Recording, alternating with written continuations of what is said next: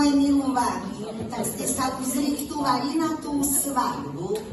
No, pravda, že som sa zriktoval, veď som starejší. A ja prvá svadbica k motoru.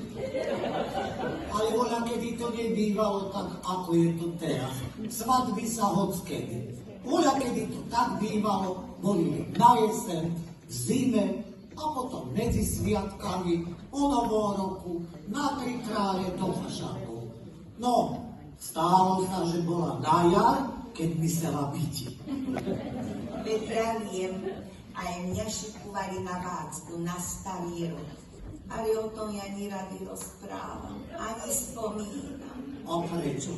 Nož, ako by som vám povedala, nebudem vám to tu tlmočiť, lebo sa pustím do velikánskeho nariekania. Ale už to hádam len dní. No. Nož, tak ako vám vravím k motor môj milovaný, keď ma ženy v komore zavili do čepca, tak som vám začala nariekať, ni sa radovať, nariekať ako ten dáš.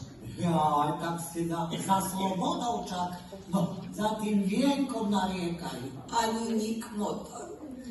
Ale keď ma poprvo uložili s tým mojím do posteli, ja som vám strašno videla. Ja som sa tak naľakala, že som na Božiu retu kričala.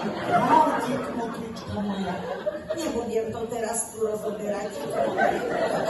Nebudem.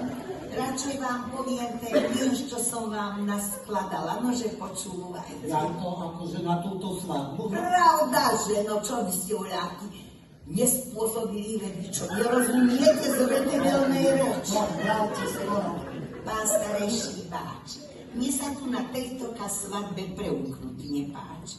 Ďakujem vám pekne, že ste ma sem zvali. A mladého zaťa mne na starosť dali. Ja takéto veci od mladosti robím a za to vás tu všetkých srdečne prosím.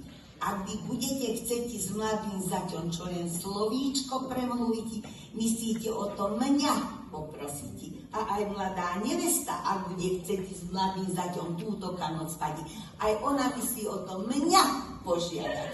No ale môže sa ešte šakovo nakonať, že túto noc bude ja s mladým zaťom spať.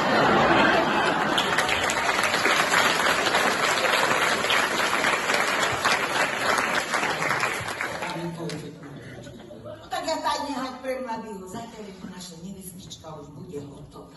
No dobre, choďte. A ja zastajdem pre bandu, tak príde týmto zabíjárkam troška zahústi, lebo len také plačkavé zatiaľ sú.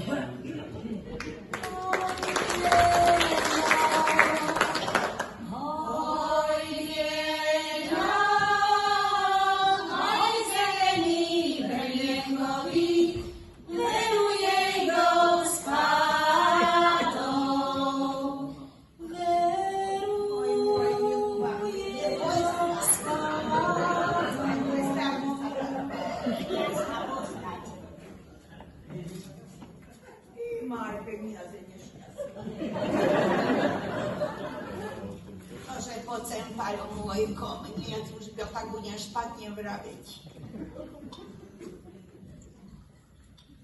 A či ty vieš, čo toto červené vínko znamená?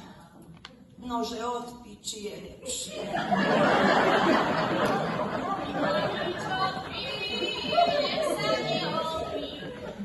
Čo prepiješ so zlatých, preto Anka zaplatí, vyparíš opí. Keď ti dajú za skleničku, nevypijem pol